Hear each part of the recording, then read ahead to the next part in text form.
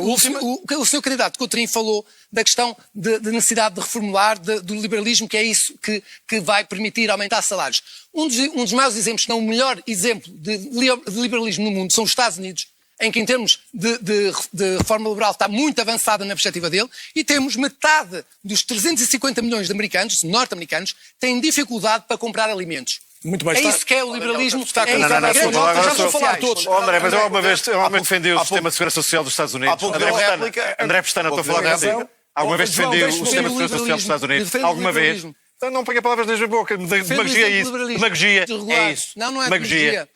O João Coutinho Figueiredo já fez a réplica, André Ventura, rapidamente. O André Pestana deve ter a pestana pouco aberta para não perceber algumas coisas. Eu vou-lhe dizer uma coisa. Sabe quem é que apresentou no Parlamento 3 vezes para se acabar com os benefícios fiscais dos partidos e com outras coisas? Se eu não for de certeza que não está lá. Nem nenhum partido, se eu apesar de ter andado em 3. Mas em nenhum deles, nesses 3 partidos em que andou, todos defenderam mais subvenções para os partidos e mais privilégios para os partidos. Deixa-me só dizer isso. Mas propôs acabar com os propusemos que juntamente com a Iniciativa Liberal, sabe quem é que chumbou? Sabe quem é que chumbou? Os outros partidos. Portanto, tem que estudar e tem que abrir a pestana. Mas sabe o que é que também devíamos controlar? Era os sindicatos. Sabe o que é que também devíamos controlar? Era o dinheiro que vai para os sindicatos, como ao STOP e como ao SPEU. Olha, eu estou a trabalhar para dar aulas na escola pública. Estou a dar aulas na escola pública, por isso a mim isso não pega. Agora, então me pediu para interromper e agora está-me a interromper. Não, também me interrompeu. É muito fácil falar, mas foi a direção do STOP que disse que o senhor não prestou contas, nomeadamente nas contas dos sindicatos. Portanto, sabe outra coisa? Não estou enganado, tenho aqui a notícia. Pode ser houve uma auditoria e os sócios em Assembleia aprovaram por unanimidade. Está enganado, tem que abrir a não consigo falar. Já só há ruído. Sabe o que é que também temos que controlar, André? É o dinheiro que vai para a mama dos sindicatos, que já há disse isso, André Ventura, nos não é anos do Stop, que é o único que tem mandato país todo. É isso que André Ventura e André Pestana. Eu agora vou interromper. Quero um Presidente da República que tome decisões, que conduza o Governo. Vou dizer ao Governo para onde é que tem de ir e acho que tem legitimidade para isso. Para si a legitimidade está essencialmente no voto mais do que na lei ou na Constituição? Não, a legitimidade está em que se elege um cargo que deve ter um papel de chefia de Estado e não um cargo que deve ser uma jarra para enfeitar ou um cargo simbólico. Nós ouvimos o António José Seguro e, francamente, quando acabamos de ouvir o António José Seguro, nós ficamos exatamente no mesmo ponto em que estávamos. O António José Seguro quer um pacto para a saúde, sem dizer bem o que isso é, e quer um pacto para a habitação. E se continuarmos os temas, o António José Seguro vai querer um pacto para tudo. Para a habitação, para a saúde, para a justiça, para a circulação de armas, para a alteração climática, para tudo. Nós estamos fartos de presidentes de pactos. Nós precisamos de um presidente que tome decisões. Mas o que é que o Presidente pode fazer na saúde ou na habitação concretamente? O António José Seguro referiu-se à saúde como forma de perfil interventivo. Vamos lá ver. É verdade. 1.549.000 portugueses estão hoje sem médico de família. E vemos que o Presidente da República tem estado em absoluto silêncio quanto a factos como este, e ao facto de ainda ontem, no Amadora Sinta, se ter ultrapassado 20 horas de espera para um atendimento. Hoje, os diretores da urgência demitiram-se. Onde é que está o Presidente da República? Não existe.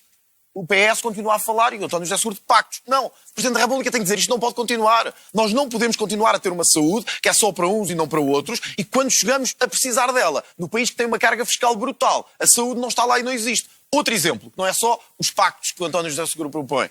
A questão de exigir uma gestão pelos resultados. O que é que o atual governo, e é por isso que eu digo que Marcos Mendes não pode ser Presidente da República, porque Marcos Mendes não vai ser um Presidente independente do governo. Marcos Mendes vai ser o Presidente do governo. Vai levar o governo na mão quando o governo tem cometido erros e tem que ser chamado a atenção. Ora, eu vou-lhe dar um exemplo. Nós tivemos um governo que disse, entre muitas coisas, que havia uma prioridade. As cirurgias oncológicas. E bem, porque é de facto uma coisa que toda a gente diz que tem que ser tratada. Pois bem, mesmo os tempos de espera para a cirurgia oncológica aumentaram 4,7%.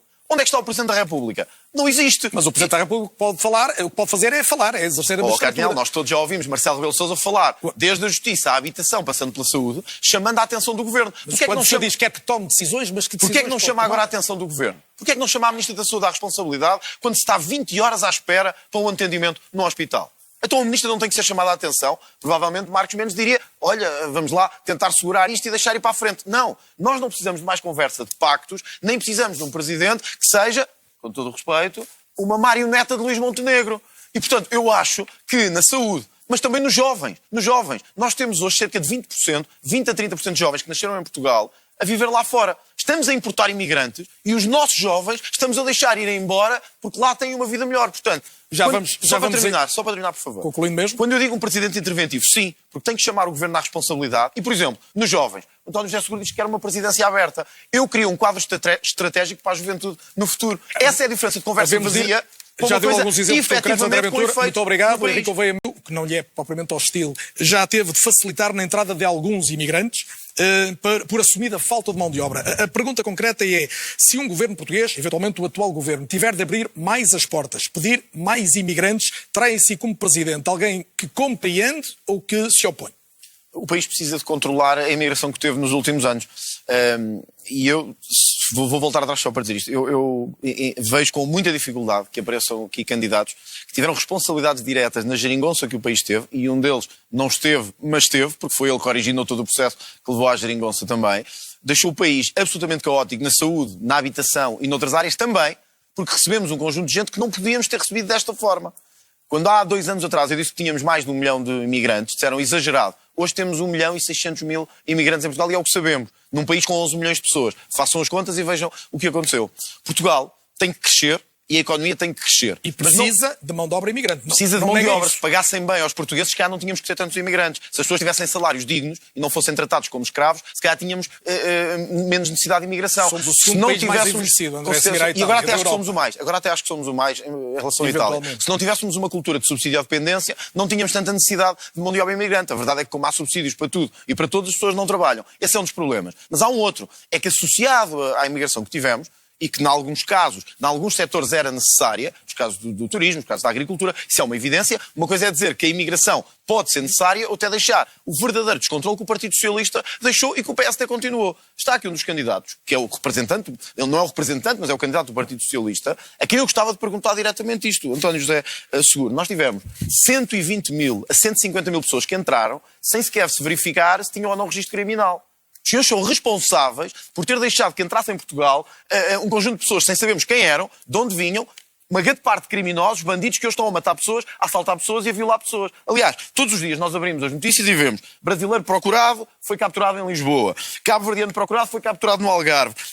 André Ventura, deixa-me só voltando ao início. Marroquino foi capturado em Braga. Deixa-me voltar ao início. Ora, se tivermos que escolher entre crescimento da economia e mais imigrantes, o senhor não quer mais imigrantes? Eu gostava só de terminar isto. Eu acho que um dos candidatos, que está também posicionado para poder passar à segunda volta, deve dizer se revê nesta herança ou não. Segundo, eu nunca aceitarei que nenhum número de crescimento, e o crescimento é importante, possa pôr em causa a nossa identidade, a nossa coesão e a nossa segurança. Porque o que temos assistido é um descontrole brutal de segurança interna que também tem que ver com os fluxos migratórios que deixámos entrar descontroladamente. E depois deixe-me dizer uma coisa. Eu estive ontem no Pinhal Novo. O Pinhal Novo foi uma das escolas, uma das muitas escolas do país, que cancelou celebrações de Natal para não ofender imigrantes. Agora eu pergunto-me a quem nos está a ver se acha normal que neste país se cancelem celebrações de Natal, fotografias de Natal, porque os imigrantes islâmicos não gostam. Ora, eu acho que Portugal... Só para terminar. Eu acho que Portugal... Já disse para terminar 3 vezes. Vou terminar. Tem que avançar. Portugal pode crescer, mas pode ter uma imigração controlada. É isso que eu defendo.